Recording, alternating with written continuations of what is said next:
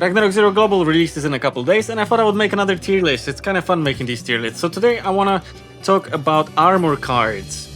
The cards that I think are gonna be worth getting or trying to get, you know, maybe buying during the first month before we get the second classes and the first month of the second classes. That's just my opinion.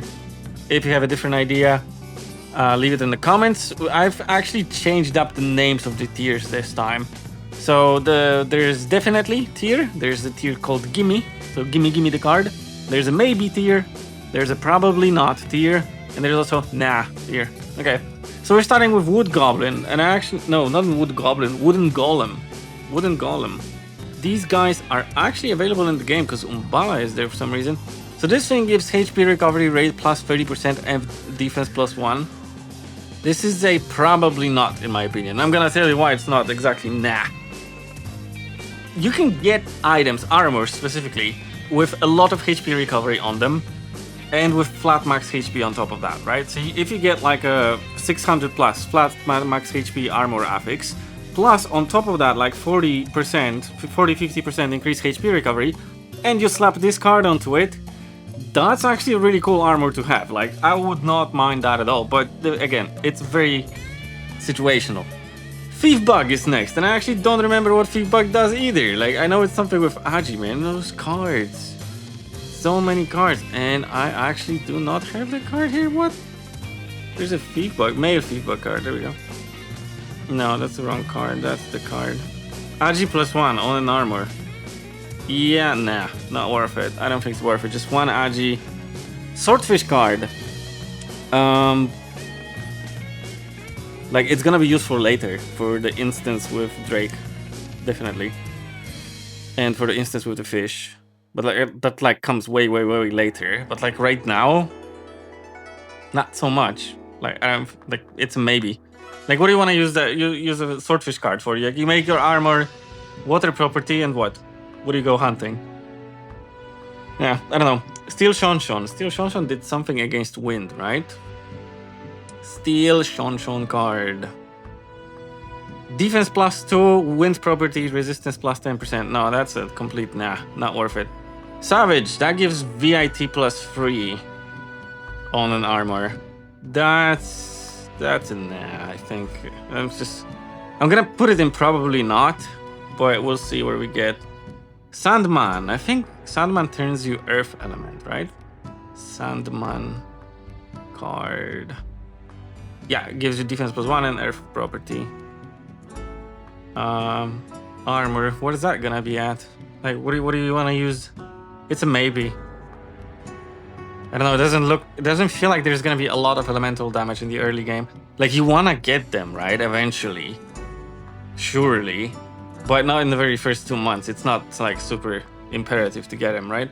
Next up, Rodafrogs. Rodafrogs are 400 HP and 80 SP, if I remember correctly.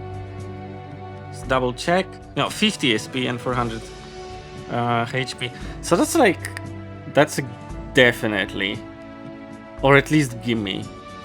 Like, just judging by the other cards that are out there, it's at least a gimme tier. So like, gimme. You wouldn't. It's like the next best thing if you're maxing HP, but it's also nice because it gives you SP. It's one of those few cards that gives you flat SP. And that's cool, right? You have Willow and you have this one that give you flat HP, SP. And then you have percentage SP from Sohi, and that's about it, right? I see this card being useful for archers, like a lot, for sure. Archers, maybe merchants that spam card revolution, you know? It's like a second best to Pupa, I suppose. Rocker card. The Rocker card gives you plus 1 dex only, right? Nothing else. Rocker. Oh, 5 attack as well. Maybe. It's for now it's a maybe. We'll see how it goes later. Like 5 attack and 1 dex is... The dex is inconsequential, but the 5 attack is interesting. Pupa, 700 HP flat. That's a definitely. Like, when you're a first job, your base HP is like what, 200, and then you get maybe 600-700 from perfectly affixed armor, another 600-700 from perfectly affixed hood, and another 600 from perfectly affixed shoes, if you get all of those perfect, and then you slap a pupa on top of that, and then suddenly you have like 4k health, 3.5k health. That makes you tanky as heck, man. It's hard to beat that, right? So I'm just gonna say it's a definite hunt or purchase. Probably a hunt, not gonna lie. Pouring card. So many pouring things. I just typed in pouring. There's like a million pourings out here. Pouring card, that gives luck, right? Luck plus 1, perfect dodge plus... luck plus 2, perfect dodge plus 1. That sounds like a maybe. Not gonna lie, perfect dodge is cool, but it's only 1. You're not gonna have that much luck. Maybe for like early brewing because of the luck, but then again, there's also rocker, right? But same thing, I suppose. I don't know. I'm leaving it at maybe, and it's maybe gonna get bumped down to probably not. Right? Peaky card. I think peaky card gives you attack. Let's go. Peaky card. Peaky card. Strength plus 1, attack plus 10. Okay, that's a lot better than. That's a lot better than rocker. It's like top of the maybes, but that would have to bump down the rocker to probably not. Because we don't care about 5 attack when we can have Picky with 10 attack with it.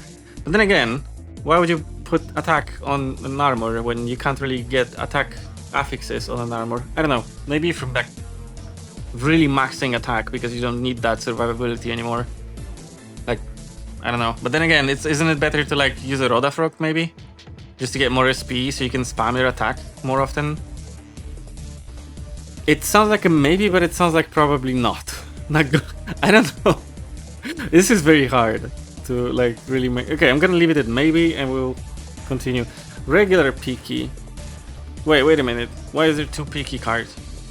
What? Why is there a second Peaky card?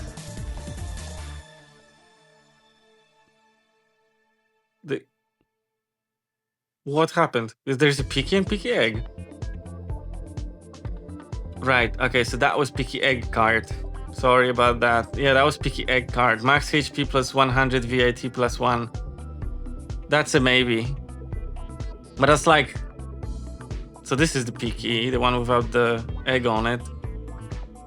Oh boy. This sounds like a good card, but it actually isn't. 100, I don't know. It's easier to get Rodafrog probably than Peaky Egg.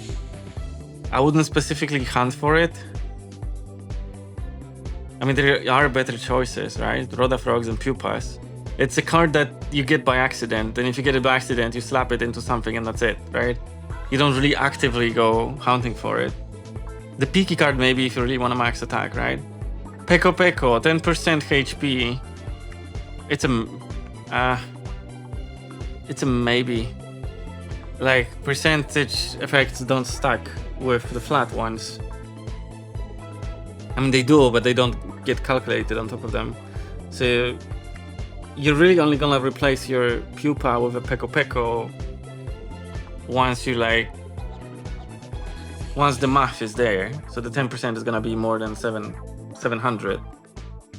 Which is probably not gonna happen until like level 80, right? I don't know, don't quote me on this one that much. But I think Peko Peko isn't that great, especially for early game. Like, Pupa is a lot better. Pazana. I mean, everybody likes having a fire armor, right? But it's kind of not very useful in early game. Like, what do you want to use those armors for? I'm gonna go with probably not on these elemental armors. Like, that's how it's gonna go. Because you don't really want to get them in the first month. Like, who cares, right? You maybe want to get Argiopi, but we'll get there. Mark card, Unfrozen. If you're playing War of Imperium, yeah, sure, why not? You get a Mark card. Dokebi, that gives you wind armor. Same thing. This is going right next to Pazana over here in probably not section. Cornutus. I think Cornutus gives you just defense, right? Cornutus card, defense plus 1. And indestructible armor. Nah, no, not worth it at all. Baby Desert Wolf. I think Baby Desert Wolf is intellect. Baby Desert Wolf card. Intellect plus 1. Yeah. No, you don't need that. So Argiopi gives you actual poison element on your armor, and I'm gonna put it in the gimme section. Simply because of the Golden Feedback Memorial Dungeon that's gonna release as the second job's release. There's gonna be poison damage on the floor. And I know it's easy to mitigate if you just position yourself correctly. But for a lot of people who don't know that instance, just having an Argiopi armor can prevent them from like deleting themselves from the instance because of like mispositioning themselves and not really understanding the mechanics. So it's probably gonna be helpful at the beginning. It's definitely gonna be helpful at the beginning. Like if you can just slap an Argiopi on, you know, during that instance, it's gonna be more useful than Pupa. Like what do you want Pupa for when you're not taking damage? You know, those cards are on the premise that you're actually taking damage. They don't actually help you deal the damage. They don't help you achieve your goal, which is destroy the monster that you're fighting. The actual cards that do that are Rocker, Piki, and that's it, honestly. So only those two that give you attack on the armor slot. So there is an argument to be made for them to be in the gimme section. If you're, you know, if you're doing the attack maxing, I'm gonna call it. Like let's be in a situation where I'm, for example, a hunter, right? And we're doing an instance, the GTB instance. The GTB is being tanked by the monk, and I'm just standing there double strafing or whatever, blitzing, right? Blitz beating. My Pupa card doesn't contribute to me defeating the Golden Feedback. The Piki card would, by a small margin, but it would, right? It adds that additional 10 attack, which can get multiplied for double strafe, and over time it adds up. It's a lot more damage over the course of the fight. The Pupa card does absolutely nothing for you in that realm, right? You're just more tanky, but tankiness doesn't matter when nothing is attacking you. So there is a case to be made to put them in the gimme, in like the A tier situation. Give me the card, but yeah, it depends on the situation, I guess. But I'm trying to figure out what type of armor I would pair them with. So let's do that right now so that we have a better justification for putting them so high on the tier list, right? Let's go to the affix simulator. Can we see that correctly? We can see that correctly. Let's go on armors. So if I'm like let's continue the hunter example. I would put the Piki on an armor with double max SP rolls. If I can get max SP, like close to 50 on the first affix, then I can get, for example, SP recovery on the second affix. Or, yeah, no, only that. SP recovery, and then another flat SP on top of that.